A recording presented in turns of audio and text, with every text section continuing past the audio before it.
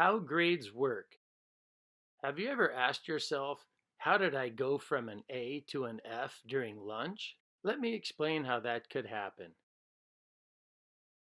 Imagine, for your first assignment, you were in an A.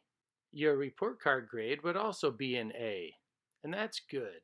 Now, imagine you didn't turn in your next assignment.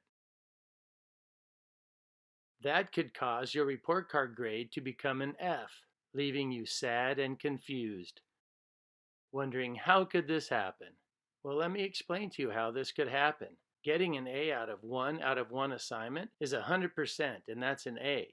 But getting an A out of 2 assignments and not even doing the second assignment, that's just 50%. That's an F. Earn an A on the third assignment and you'll raise your grade to a D. Earn an A on the fourth assignment and you'll have a C. Some assignments are worth more points than other assignments. So this could cause you to work your way towards that A even faster, or it could slow you down. Either way, it's a long road to success, and every time you skip an assignment or don't turn it in, it's like a roadblock. So, do every assignment, and you'll do great. Thanks for watching.